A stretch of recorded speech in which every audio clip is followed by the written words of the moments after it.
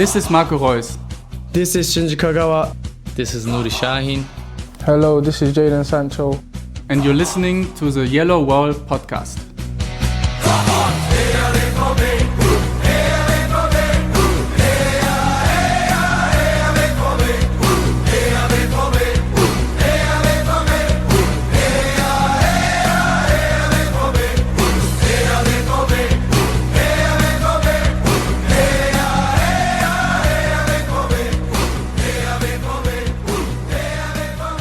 Hello and welcome to episode 361 of the Yellowwallpod.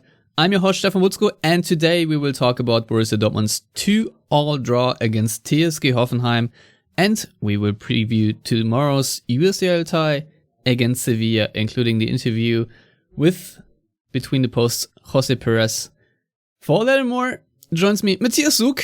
Hello Matthias, I'm glad you are here finally after I let you skip on the Marco Rose emergency podcast, but I'm sure I'm still going to hear your opinion about that move.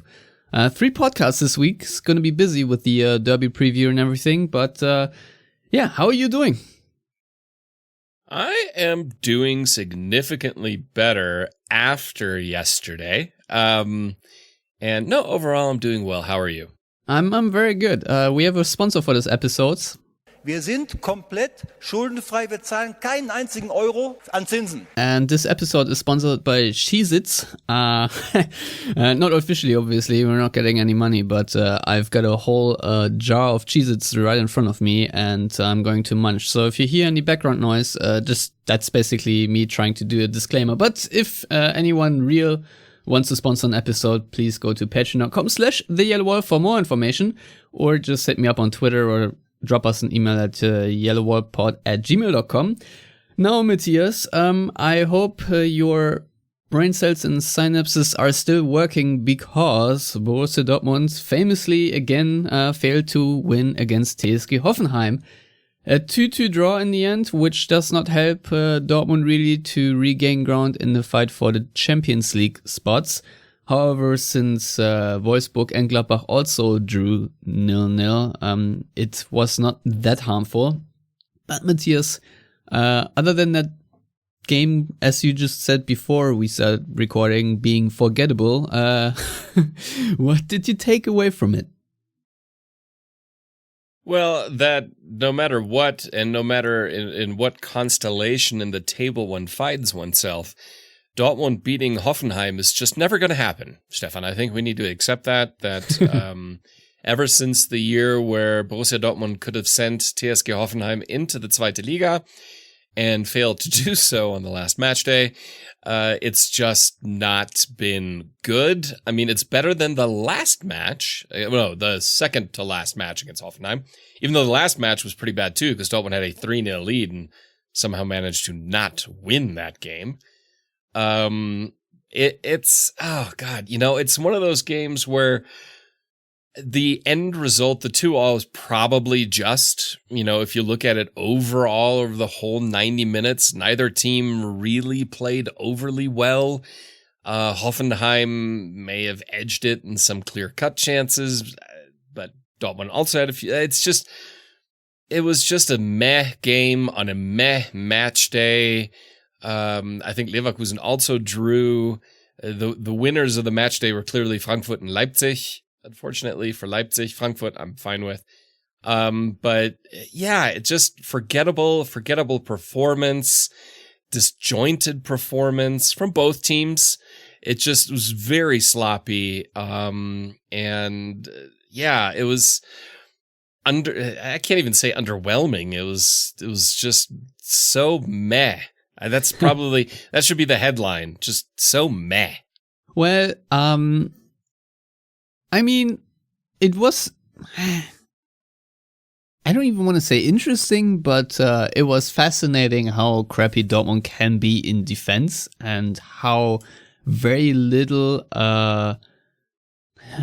trying was going on Hoffenheim's side in order to unlock Dortmund's defense. Let's put it this way, because like I said, I did watch Hoffenheim against Frankfurt, and Hoffenheim apart from 10 minutes after halftime against Frankfurt, really did struggle to create any meaningful chances against the Eagles. And against Dortmund, it looked way easier. And the thing is, they did not have Andrej Kramaric, who obviously is their most prolific goal scorer. But, I think the first chance that Bibu had, and I think he had like 3 clear-cut chances, which hit saved. And obviously in the end, he did score one. I think like there was a long ball where Akanji had a weird clearance, and then there was another long ball where I think it was Dabur who just headed it back to a midfielder, and that created a good chance and really highlighted how when Dortmund press high or try to play up front, that the back line doesn't move up quick enough. Because if there's such a wide gap between your last line and your central midfielders, that the opposing striker can head the ball backward to his midfielder, and that's like a 20-meter ball, then you are doing something very poorly, because this sort of gap should never be there. And if you lose shape like that, even a side like Hoffenheim are going to punish you, because I think Ilhas Bebu is a really good player, and he's probably too good for this Hoffenheim team, if we're honest. And if you give him the space and the time, he will absolutely punish you. Well, actually not. Let me rephrase that, because he didn't absolutely punish Dortmund with all the chances he had. But it's I think in the end was a bit of a let-off for Dortmund. 2-2 was a not even fair result. I think Hoffenheim arguably should have won it. They have 2.6 expected goals versus Dortmund's 1.7. I know the statistic is always more of an indicator than anything else, but just watching the highlights again, I think it occurred to me that very much Hoffenheim should have probably nicked it. But all that being said, Matthias, there was obviously one controversial moment, at least, and that was right before Hoffenheim scored the equalizer, because Jadon Sancho in the 24th minute scored a very beautiful opener with an assist of Rafael Guerreiro, but then 6 minutes later or so, Dortmund broke through again with Bellingham, and to his right was Erling Haaland, and he was clearly and obviously wrestled to the ground by Kevin Vogt. And the problem, Matthias, is Sebastian Dankert, the referee, had the perfect view, because he was just like 5 meters, 10 meters or so standing behind it, and he just waved it away. And for the life of me, I don't understand why he didn't see that. That's a very obvious foul. Now, a lot of people were complaining about VAR, but the issue is, in this situation, VAR can take a look at it because A, the foul occurred outside of the box, and B, the Hoffenheim goal that sort of ensued after it was not sort of a direct counterattack, because Hoffenheim did circulate possession a little bit, and so no chance for the VAR to look at that particular moment. So Matthias, obviously that's very disappointing that Sebastian Dankert really screwed the pooch there. Anything you want to say about the situation? I think it's very clear and obvious that Dortmund were robbed of an excellent goal opportunity, but and in the end you just also can't concede the goal that Dortmund did at the other end. Emre Can doesn't need to put Dabur on side, etc., etc. Yeah, it's one of those. Obviously, it was a clear foul. I mean, there's no doubt about it. And the thing about it is, if a player has a reputation for, call it, embellishing fouls, referees are more inclined to ignore it. Haaland isn't that guy. Haaland wants to score a goal. He doesn't want to get a free kick. That's not a goal, because he's not the one taking the free kicks. Yeah, he's not like Busquets, who just falls down and then or like screams. David. Yeah, exactly. Yeah. Where you can see the birds flying away 2 kilometers far from the stadium, because they are just shrieking so loudly, trying to simulate being fouled or something like that. So Haaland really is not that guy. No, he doesn't have that reputation, and so the referee, who, like you said, was in a perfect position, not just close to it, but perfectly positioned to see it. He wasn't, if he was behind the player's back, then he couldn't have really seen it as well, but he was positioned in a way that he could have. Huge mistake. Now, the VAR thing. And I understand, okay, they can't review it because it wasn't in the box. Fine, that's cool. The Hoffenheim goal did result through that because there was, if I remember correctly, there was no break and play. The ball didn't go out or anything like that, correct? It was a continuous move from there. Yeah, but how Colinas Erben at least explained it is that they recycle possession, so they played it back to the keeper, and so basically if it's a bit like when you're running back in the NFL and the referees blow the whistle because a progression is stopped. This is a bit like that. You can argue about it, but there's sort of a window of where it can happen, but Hoffenheim just took too long. Obviously, was it 20 seconds, maybe 25 or so? I don't know. It still feels very unfair, but just from a clinically and technical standpoint, I think I can see the argument. The only reason why I could argue to say VAR should take a look here is because maybe there was a red card foul, but I don't know. No, I don't think that was necessarily the case. That's not an argument that I would. I mean, for me, it's a very.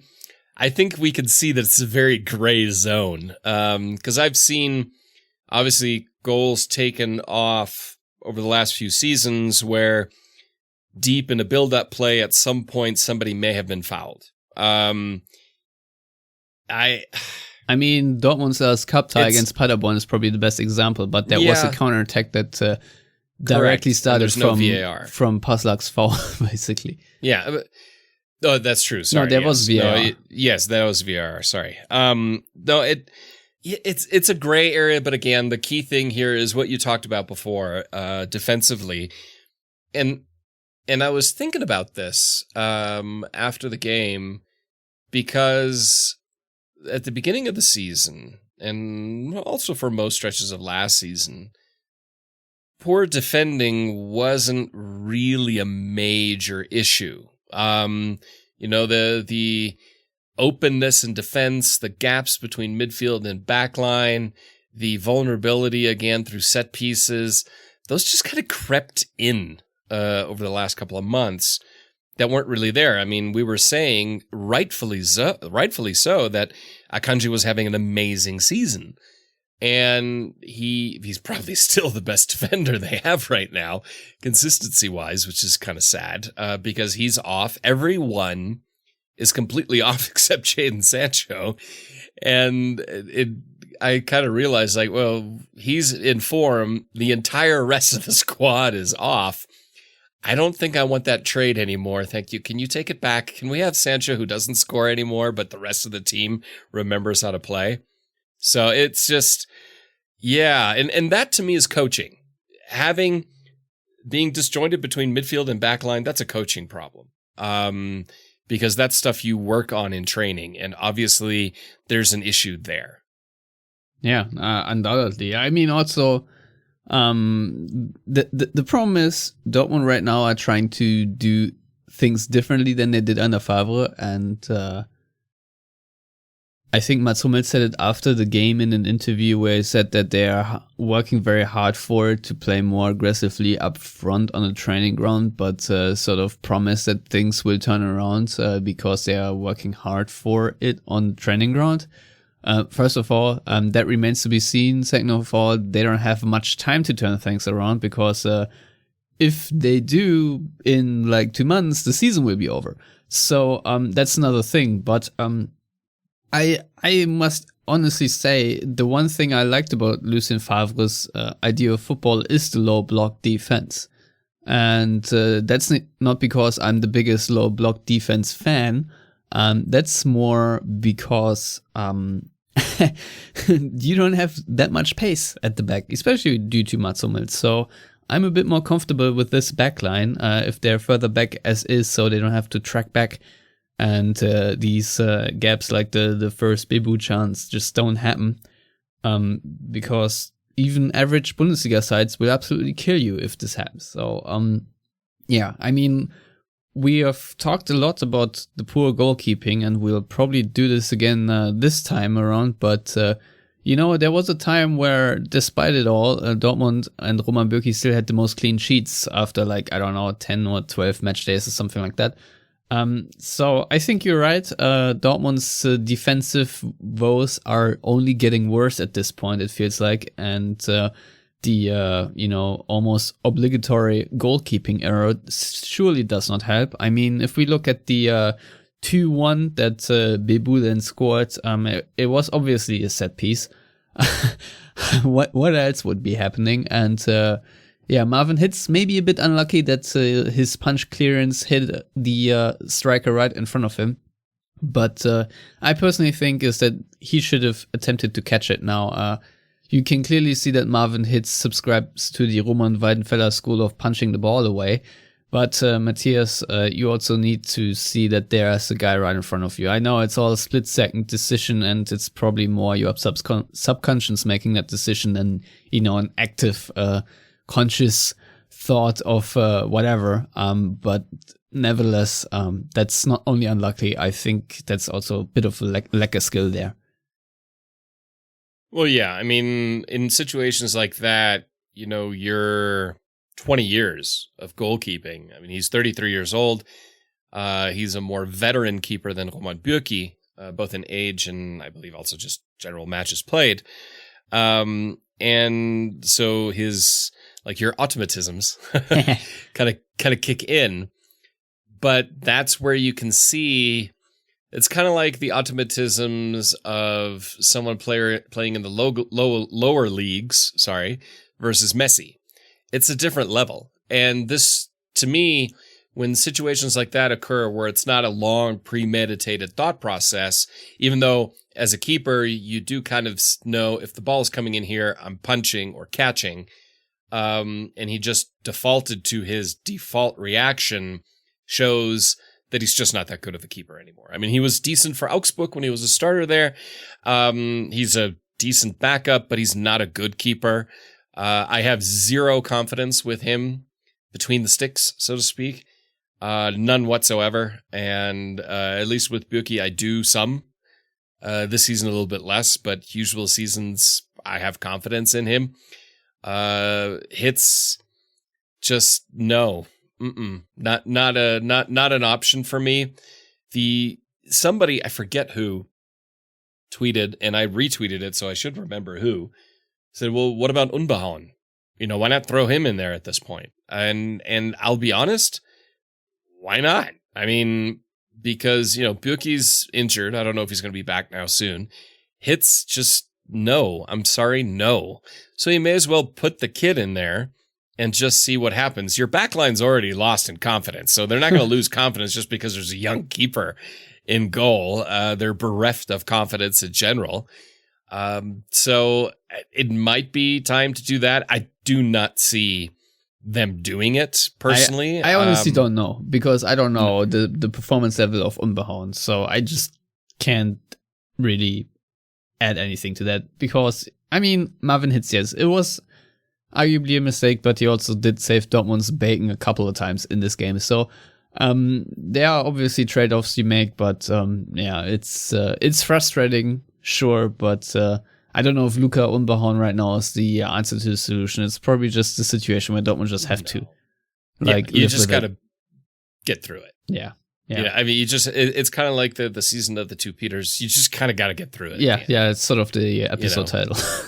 Yeah, just kind of get through it. It's like with Champions League. Yeah, but no, the statistic that I wrote down, which is obviously more of a coincidence than anything else, but still shocked me, is that Hoffenheim had as many yellow cards as Dortmund had shots. Namely 7. So the biggest problem I find next to the defensive woes that Dortmund had in this match is actually creating chances for themselves. And I've went to fbref.com yet again and looked at the match logs, and it was a season low of 9 shot creating actions. which is not great. The previous low was 17 and the average is 24.85. So this is very, very far below average, and I'm not sure if that's a mishap in statistics gathering or whether Dortmund were just so poor in creating chances. Minus obviously the refereeing that took away from this. But it's sadly a bit annoying. Now, I wanted to add to the whole Haaland being wrestled to the ground situation that Jude Bellingham indeed is actually eligible and allowed to score from there.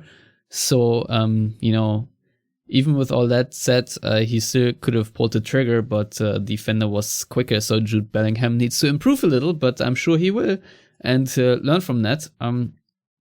It's not just that. I mean, there were a few situations even in this match, but we know about a few other matches where, I mean, I caught myself yelling at the TV, "Schieß doch endlich." It's like, just shoot, just take the shot. Two players that are notorious for not just taking the shots are Sancho and Brandt. Reus, if he has an opening, he'll take the shot. Haaland will take the shot from wherever he is. But Brandt, Tahout, Sancho, they're more assisters than scores. I mean, I know Sancho scored, but like they're in a situation where it's like, just take the damn shot, because you have Haaland there. If the keeper spills it, comes in an awkward angle, you have the ultimate striker there. So just take the damn shot. And I know there are certain commentators, English commentators, who like to complain, don't want to make it pretty and walk the ball into the net. And to a degree, they're probably more under, with Favre, they were a little bit more like, they were definitely like that with Tuchel. But that's okay. You want to have the high percentage scoring opportunities. But that's not what this even is. This is just take the damn shot. I mean, don't look for a pass. And that's where it comes to where I think I tweeted it. I said, bereft of confidence. There's just no better way to, characterize this team right now as they are bereft of confidence. And that's a big issue. And then you throw on top of that, I believe, coaching issues. And nothing against Edin Terzic. He was given not a poison chalice, but a very difficult job that's way beyond his skill set at this point in his career. And you can kind of see it. He likes aggression and being on the front foot, but then the defense is completely in shambles. If you look at Peter Stöger, he was all about defensive solidity and maybe you'll get a goal.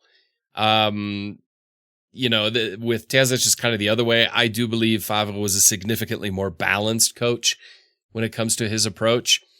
How do I say this?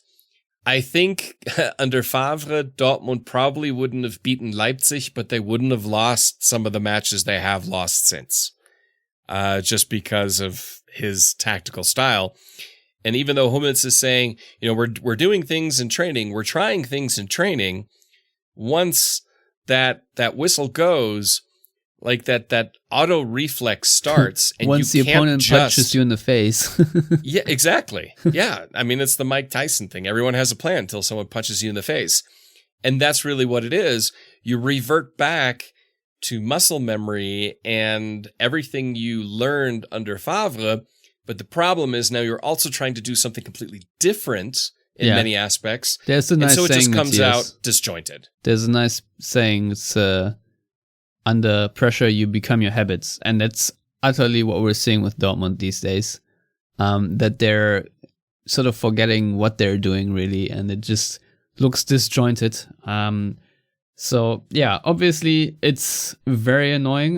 The good thing, I guess, is that Dortmund managed to salvage a point. And I think that goal was very enjoyable because Hoffenheim player was obviously on the ground and Haaland took advantage of that. Probably not really knowing that there was a guy on the ground, and he just scored it. And after that, there was a little brawl, a little tussle. But I think that's just karma for Kevin Vogt's audacity to wrestle Haaland to the ground earlier. So utterly deserved, and I personally just really enjoyed it.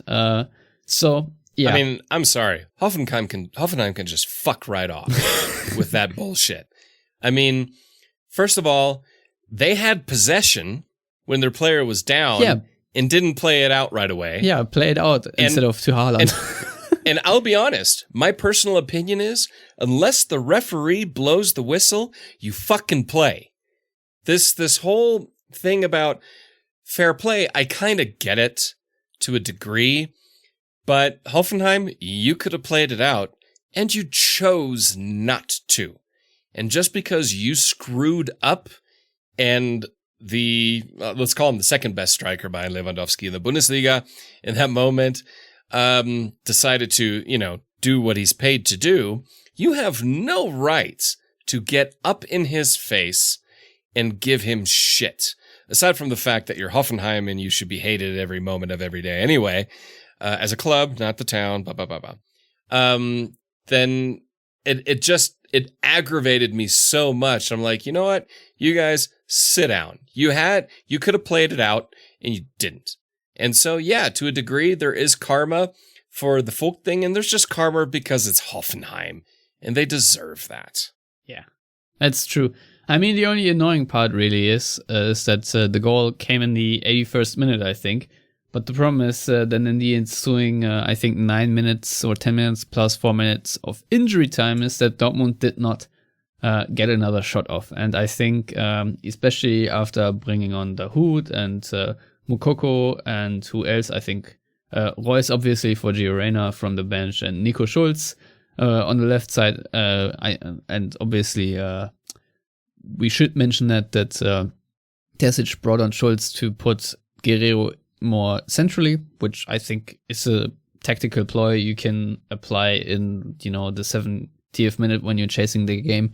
I just think that Dortmund must do way better in creating at least one more chance, especially when you find the equalizer and have momentum on your side a little bit, and especially after you get, fired up a little from that tussle. I think that Dortmund need to do much better in at least, doing something, creating a chance. But it just wasn't enough. Let's just put it this way. And with that, Matthias, I think we can conclude the Hoffenheim segment and move over to the Champions League. And without any further ado, here is my interview with Jose Perez.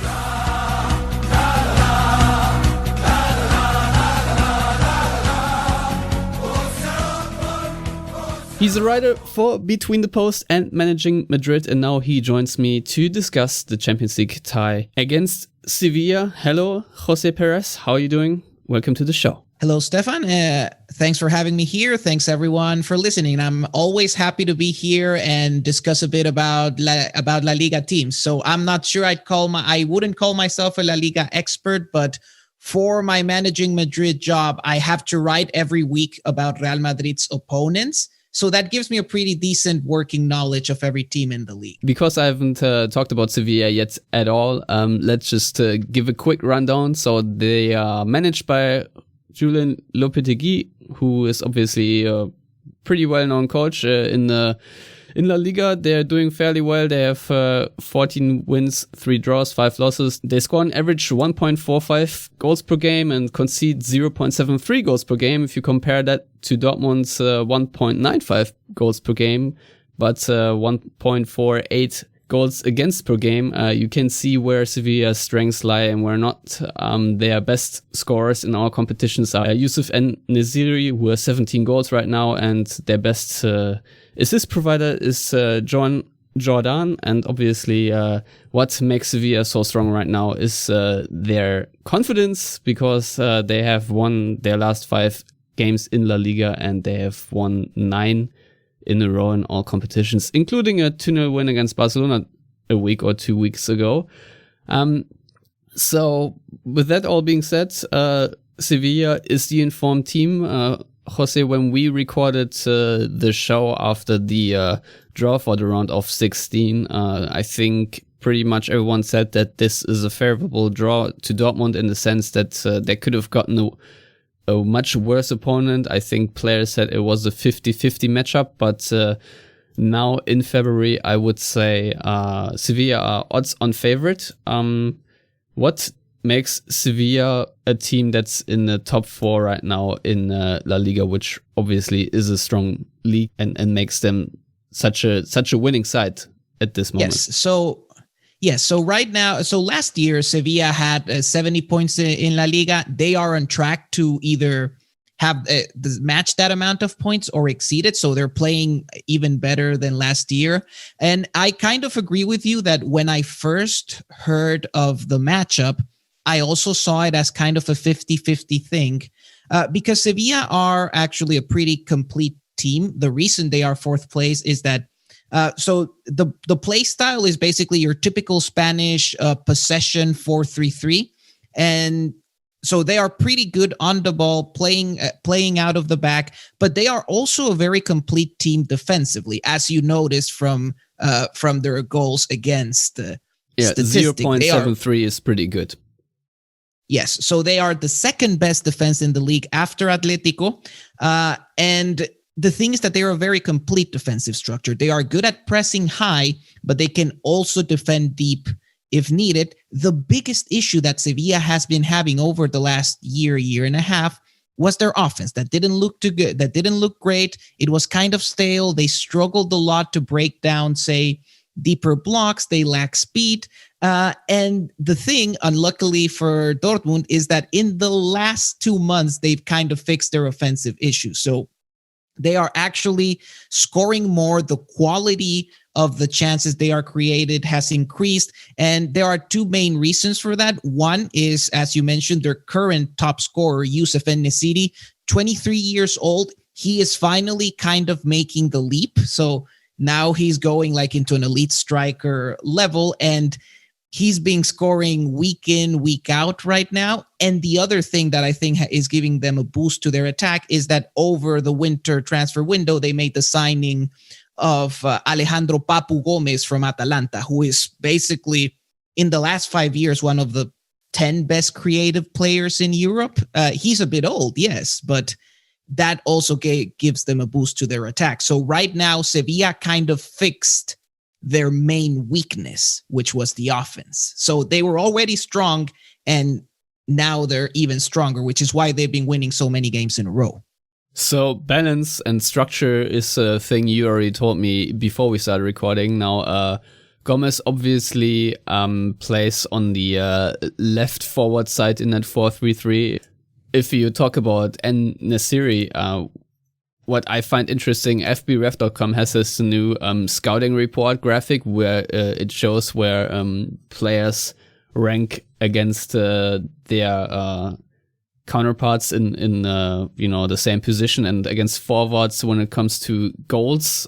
He is in the top 92 percentile of strikers right now, because he's scoring 0.78 goals per 90, which is obviously an insane statistic. So if you haven't heard of the Moroccan yet, I don't know, A, what you're doing, and B, you will hear from him by the latest during this tie, because I think saying that he is Sevilla's talisman is probably not an overstatement. So I'm excited is probably the wrong word to say it, but it's going to be a very cracking matchup, especially for the Dortmund defense right now, which is doing a lot of things, but not a lot of things right. So you've obviously have some insight into the structure of a team if you're writing for Between the Posts, because we all know the pass maps they are posting on Twitter of pretty much every game, and we have talked about it in context of the Freiburg game, if I'm not mistaken, where Dortmund had the quote-unquote U of Death, as I think Pep Guardiola introduced that term to the Bundesliga a couple of years ago, when you are forced to just pass it around your center backs and your full backs, but just cannot make any connections to your midfield players. Sevilla, you are saying, on the other hand, has figured this out a bit better. What makes them so strong in possession? Why is their passing structure so well balanced, and why are they finding passing outlets from several different angles into, I guess, footballing situations?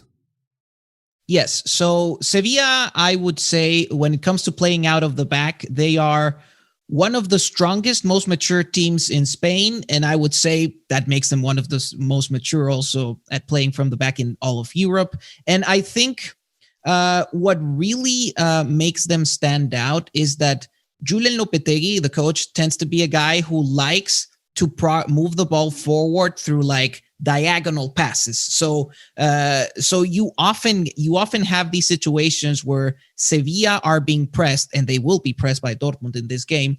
And what they will likely do is that, say, Dortmund is pressing the left back, and he will try to switch play all the other way to the right back or the right winger.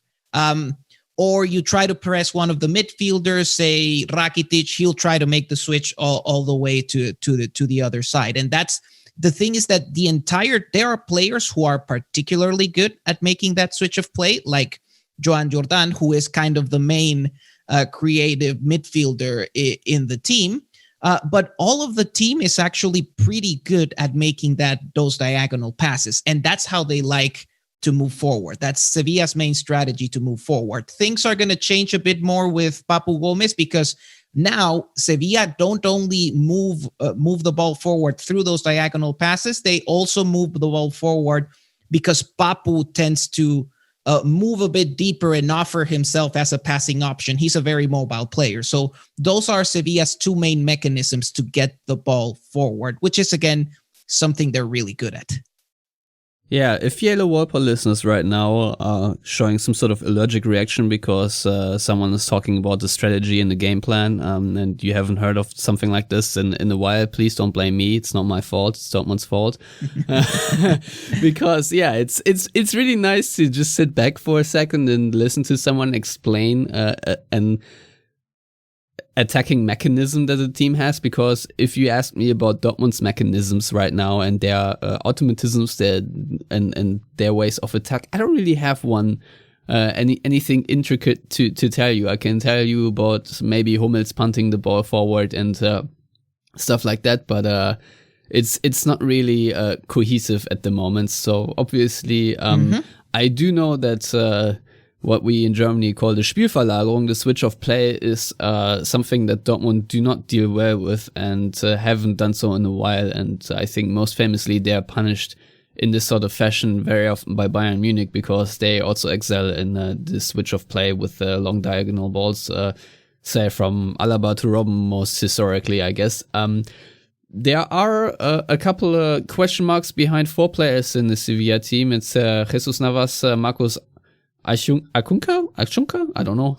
Lucas Ocampos. Acuna. Okay, yeah, that makes sense. Acuna, Marcos Acuna, Lucas Ocampos, and Oscar Rodriguez. What can you tell me about these players? How important are they for Sevilla, and are they really doubtful, or is this just something someone wrote down and I'm not really correct about it? No, to my information, that is correct. And it's kind of funny because you look at, say, Dortmund's injury list right now, and you think they are doing worse. But I would argue that Sevilla's injuries, even though they are fewer, are kind of more meaningful. All of those, like three players there, Navas, Marcos Acuna, and Lucas Ocampos, are starters in the team, and they're very important in kind of the mechanisms that I described before. So I told you they like to send like diagonal balls to the players in the wings. Those three that I mentioned are the players on the wings. So that will make life a bit harder for Sevilla. Also, Jesus Navas, the two biggest creators in Sevilla are Joan Jordan, a midfielder. That makes sense. But then Jesus Navas is also the right back, is also being very creative from that position, and Sevilla lose a lot when they don't have him there, so that's going to hurt. Marcos Acuna is also being productive as a left back, and he's pretty strong defensively. They're going to miss that. And Lucas Ocampos, who usually plays right winger role, he tends to be like Sevilla's attack without him lacks speed. He's kind of the speedy dribbler guy.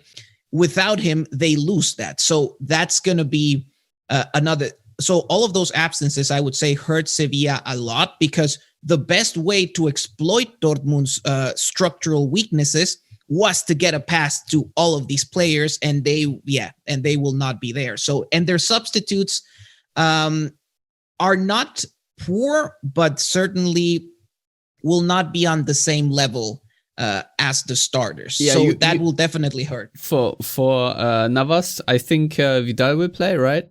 And on the left for Acuna, is it Rekic? And then I guess Sousa will replace Ocampos. Is this how it's going to look in that 4-3-3 setup? Exactly. And all of those options. So Vidal will actually be more or less have a similar behavior to Navas, just less good. Karim Rekic will be a lot more conservative. He's kind of more of he was originally a center back, so he's going to be kind of a very conservative left back player. And then Suso is actually a very creative right winger, but he's different. Like Ocampos is more kind of the running kind of winger, the guy who tries to run behind defenses. Suso is not that. He's more like the creative kind of winger that tries to make a good pass or a good cross. Are these players likely to be fit for the return leg? That I haven't checked, actually. I think Navas in particular was, for this one, there's a good chance he'll be recovered for the next leg. The other two, I'm not sure. Well, I mean, so far they are only marked doubtful. I don't know if there's been an update yet that they're definitely in or definitely out. So I guess we'll have to see about that. So you have talked about Sevilla's structural strengths. Now, if Dortmund do want to hurt Sevilla, how would they do that? So the interesting thing is that in La Liga, I would say defensively, Sevilla are one of the teams with the fewest weaknesses. Like, they are good at when they have to press high. They are good at defending counterattacks. They are good when they have to sit back and wait for the opponent to try to get them. The thing is that in La Liga, you don't have a counterattack with the talent, with Dortmund's attacking talent. There's not a combination of players like Haaland, like Royce, like Reina, and Sancho. That's a quality of counterattack that Sevilla doesn't really face in La Liga, and it will be interesting because the way I see it, I think the best way to damage them is kind of on the counterattack. That being said, the other thing is that I think. Without abusing the U-shape that we talked about, the most likely way to attack Sevilla in this game will be on the wings, mostly because their starting fullbacks will not be there. So the two ones who are there will be weaker defensively. And also Ocampos is not just a good winger, he's also good defensively. While the guys who are going to be, the wingers who are going to be there, Suso and Papu Gomez, will not be as disciplined defensively. So that's where Dortmund can take advantage of, like trying to create good counterattacks on the wings to taking advantage of that Sevilla weakness at the moment because of their absences. All right, I'm very intrigued to see how Dortmund actually do that. I really do wonder if this will be over after the first leg.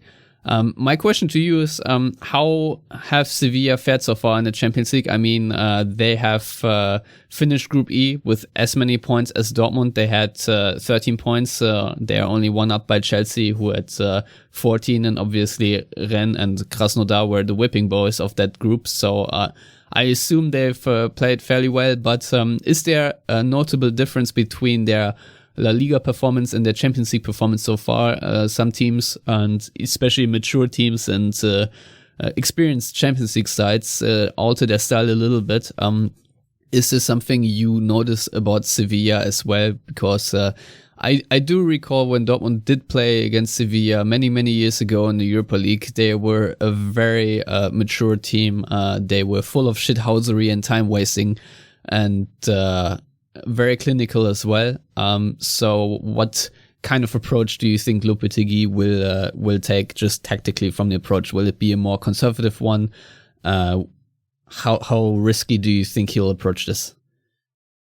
he won't change what he does. He's going to face this game the way he faces it. Like, he's going to make some adjustments, but in terms of philosophy, Sevilla will be as aggressive and pressing as they usually are. That I know for sure. And it's interesting, the question about how would they face in Champions League, because that is kind of where Sevilla are as a club at the moment. They are, of course, like one of the dominant teams in Europa League, and they've wanted to make for years at this point this switch in becoming like a mainstay in Champions League, which is what they're trying to get. They're trying to get there. Doesn't always quite work. And that's the thing. They don't have as much experience in Champions League knockouts.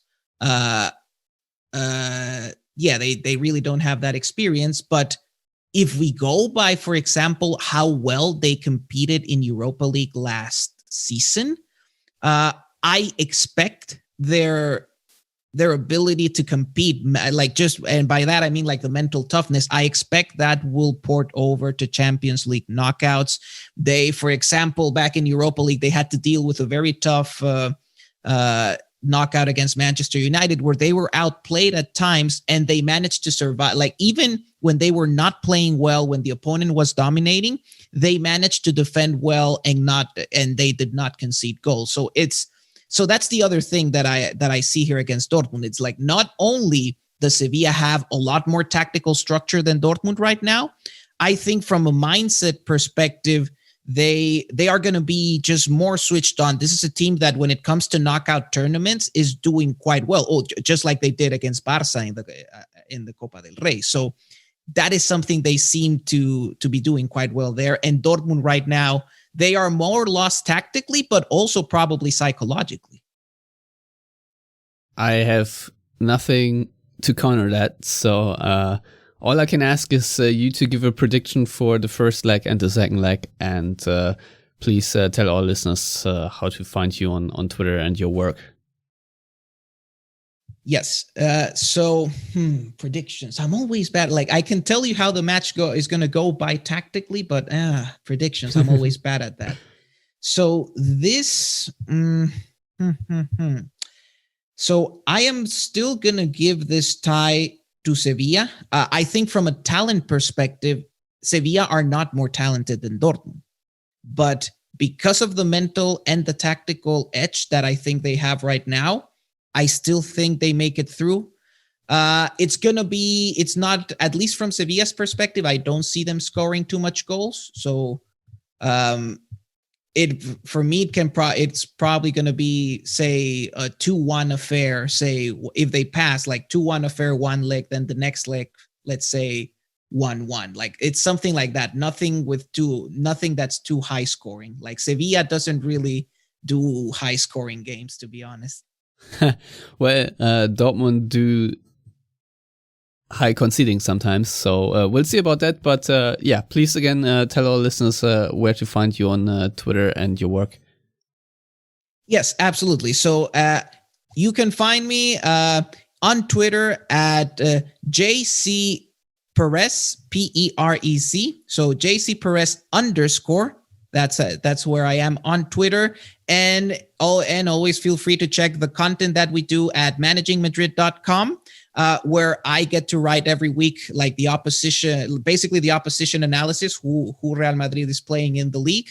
And also check BetweenThePost.net, where we not only have the nice pass maps, but we accompany those pass maps with the entire analysis of games. We give you the tactical story of the game with the nice pass maps. So there you go. That's where you'll find me. Yes. And yes, thanks for having me, Stefan. And it's not, as I said, it's always nice to be able to talk about La Liga teams. Yeah. Thank you for coming on and spending some time talking about this tie. I fear this little interview is going to be more interesting than the game itself for the Dortmund perspective. But either way, thank you for coming on.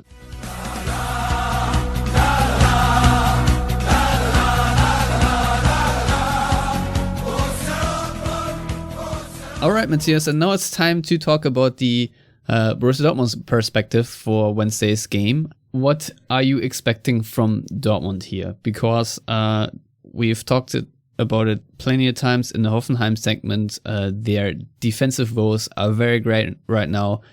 How do you think they will try to adjust their behavior to be a more mature Champions League side and do what's required and not, be gung-ho and get punished for mistakes?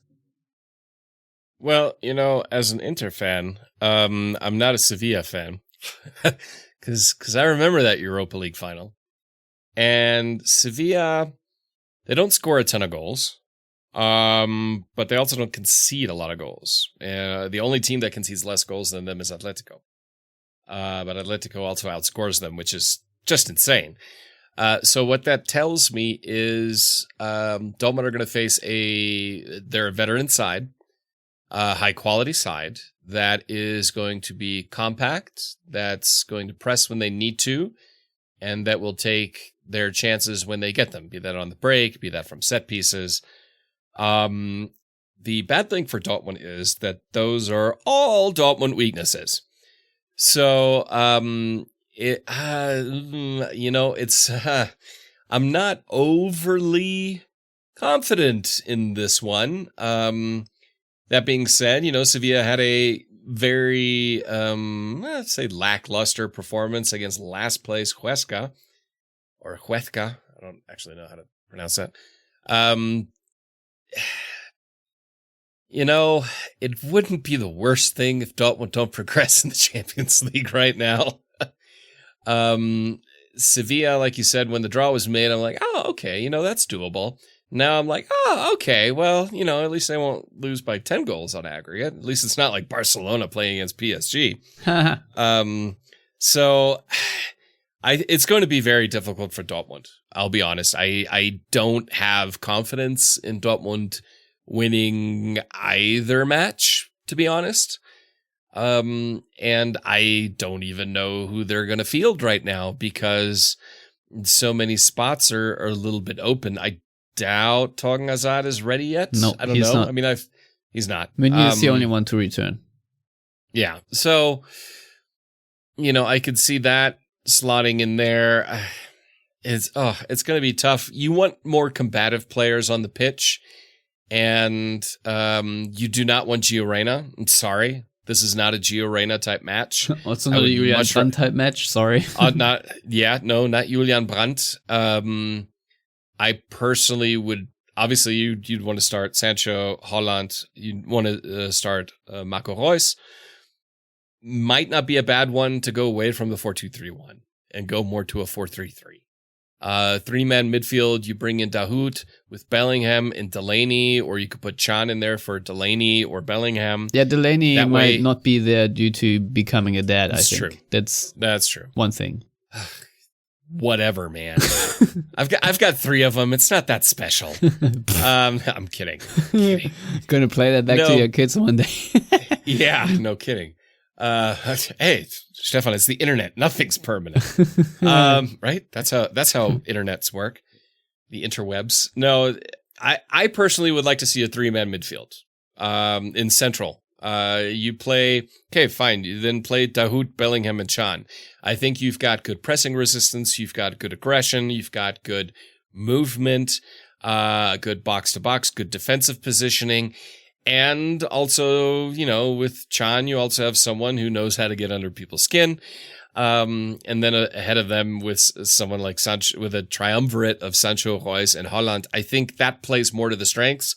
If I'm seeing Brandt out there, if I'm seeing Gio Reyna out there, God forbid Matteo Morey, I just, I really worry. I think if they shift a little bit on how they approach it, also their formation, who knows? There could be a surprise. But that's really the only way I can see taking out players like Brandt and Reyna who are not up for a fight, and putting in players that more are, is to just shift your formation a bit. Yeah, it's also not that stupid because Sevilla also apply a 4-3-3. So I don't know. I don't know if the 4-2-3-1 system really works that well against a Sevilla team, especially the way Dortmund. They'd mark you out. Yeah, exactly. They'd mark out the 10. So yeah, I'm I think that's a good idea. I have no complaints. I think that's a solid lineup, especially if it's Can, Dahoud, and Bellingham in midfield. I think you can work with that. It's obviously nothing that Dortmund have trained or played a lot, but I think if I were the coach, I'd probably draw something similar up because it's the away leg, and you really do not need to try and risk much. I think you just need to focus on not conceding too many goals. So it's not like Dortmund need to go there and try to win 3-0. So that's something you can save for the return leg. If there is one, who knows, with the pandemic going on and, maybe in a different stadium, who knows. But for now, this is sort of what we have to discuss.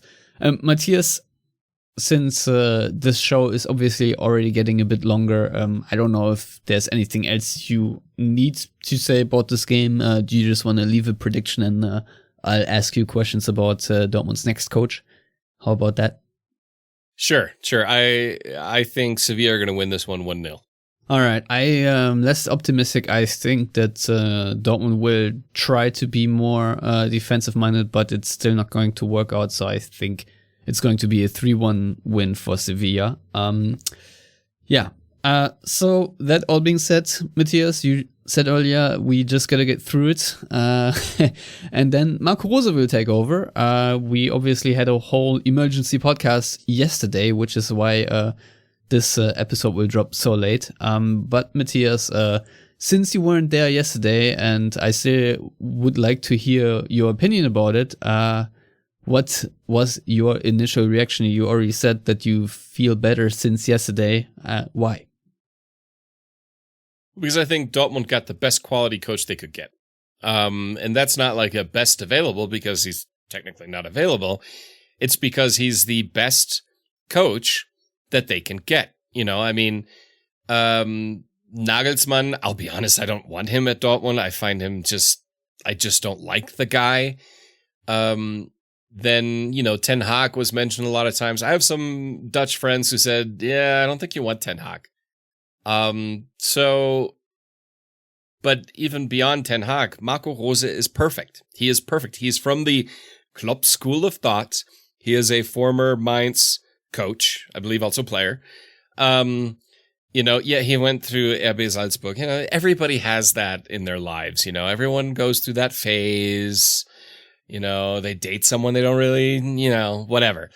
But it taught him a lot about young player development, pressing and so on. And then he goes to Gladbach and really does a lot with a team. He overperformed. He made them overperform. Yes, they have some very good players, but Marco Rose has been able to do a lot. He's been transformative with that side.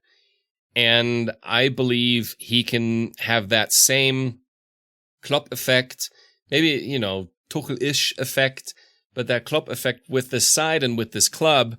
He's not quite as vocal or anything like that on the sidelines. He's a little bit more subdued, and that's fine. But that's not really what it's about.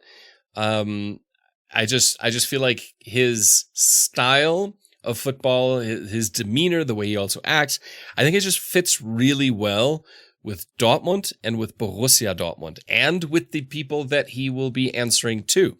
Now, whether or not that's Michael Zorc anymore at that point, I don't honestly know if he's actually going to retire at the end of the season. We'll see. But with Watzke and Kehl and Sammer and Raubal, I think it fits very, very well. And then with the squad, there's going to be a lot of changes depending on where Dortmund finish the season.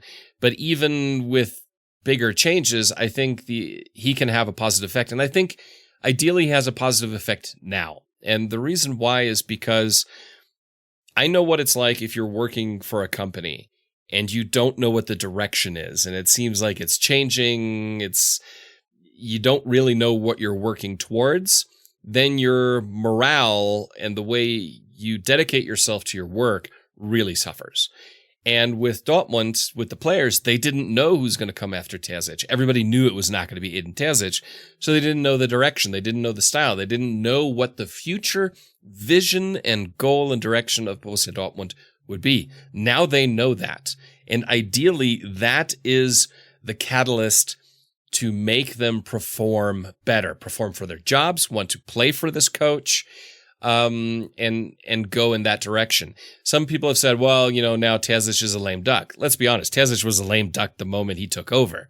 Everybody kind of knew it was just interim.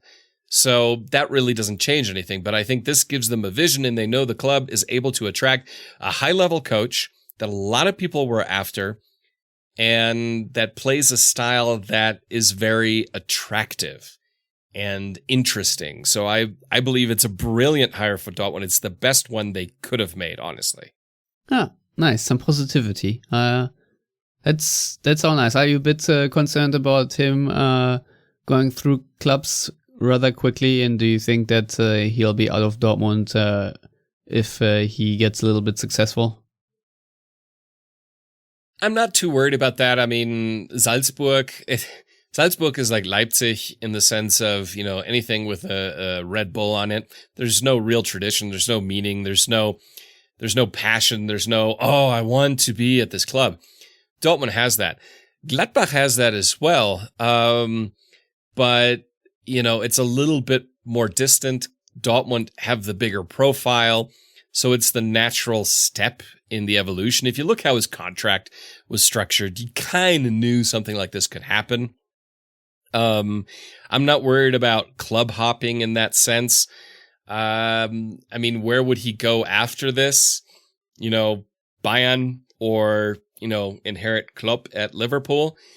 But those are then moves aside from Bayern, which I don't know if I would see that happening depending on the profile they want. I just don't. I think Nagelsmann's a better fit for Bayern. I think we can all agree on that.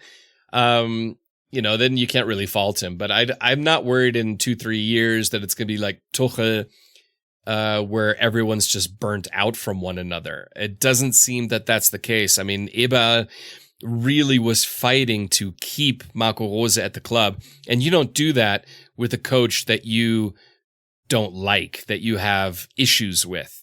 And that speaks a lot. And you never hear anything from players really being problematic or having issues with him or vice versa from any place he's worked. So I have no concern in that regard. Yeah, I mean, obviously there will be turmoil in the season, in the next season with the squad changes, but I think that's also a chance because Dortmund sort of do need to rebuild yet again.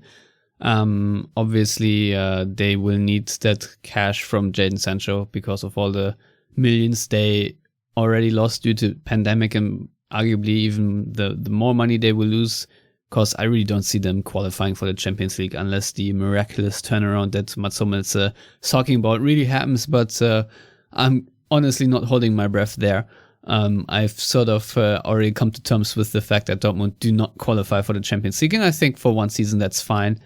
It is what it is. It can happen to a team like Dortmund. It really should not, but I think there were too many mistakes made at management above the Favres and whatnot. I think Michael Zorc and Watzke did make a couple of transfers, too many that sunk some cash. So yeah, these chickens are coming home to roost this season. And obviously with the pandemic, Dortmund are losing their home advantage. Which I think makes a significant difference. Cannot underestimate that. So, I'm excited for Marco Rose, and hopefully, not too long until he can also enjoy a filled Westfalenstadion again, which obviously, will feel like a new spring for everyone involved. So, there are days to look forward to, definitely. I just want a cohesive footballing philosophy again and the coherent team spirit.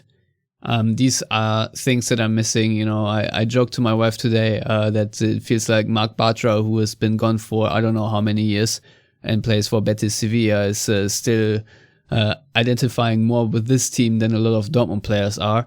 So, yeah. Anyway, Matthias, I'm glad you're excited. I'm glad that we have something to talk about in the coming weeks. And I really do wonder if Edin Terzic will, I don't know if he'll adjust, but maybe look a little bit more at what Rose is doing and tries to copy that blueprint a little bit in order to develop that club already in that direction. But we'll see. Can I add something about Terzic real quick? Yeah, sure. I really hope he stays at the club, because I think he fits to Dortmund. He's an extraordinarily likable guy. He still has a lot to learn. It would be great if he would stick around, be it in the under 23s or the under 19s, and kind of learn under and with Marco Rose. I would love to see that happen, because he's obviously one of us, so to speak, and he's just a really nice guy. I like the guy, and I wish him success, and I really hope he sticks around, because I think he will benefit from that. Yeah. So, what I wrote down is actually that the game against Sevilla tomorrow is probably the biggest game of his life. I don't know where his coaching career will take him, but thus far, obviously, Champions League round of 16 undoubtedly is the biggest game of his life as a head coach, and I don't think he has so much of a playing career. So, and the other thing is, Matthias, if Dortmund really get shunted by Sevilla and then, do a no-no against Schalke in the Revier Derby on, I think it's Saturday, I haven't actually looked up. That's how much derby fever there is these days. Some people are saying that already could be the end for Terzic, and then, I don't know, put Enrico Maaßen or someone else in charge. So, yeah, no pressure, Eden. I don't even want to say I'm looking forward to the Sevilla match, really, because Dortmund right now are a bit dreadful, and I'm grateful for anyone who is still listening to us at this point, because if I wasn't doing this every week or thrice a week, like this week, I probably would tune out a little bit more as well. So, Matthias, if you don't have anything further to add, I think this is a good place to leave it. As always, thank you for your time, and please tell our listeners how to get in touch with you. It's always a pleasure, Stefan. And you can find me on Twitter at Matthias Suk. Very nice. You can find me at Stefan Butzko on Twitter. You can find all of us at Yellowwallpod on Twitter and Facebook. If you want to subscribe to this podcast in the various means and ways, go to either YouTube or iTunes or Stitcher, SoundCloud, Spotify, etc. If you want to support us financially, like many of you do, and I'm very grateful for it, because it really helps keep the motivation up to churn out this many episodes. Go to patreon.com/theyellowwall for more information. And we shall be back, I think, Thursday already, to preview the Schalke game and discuss whatever ensued in Sevilla. Until then, as always, thank you for listening, and goodbye.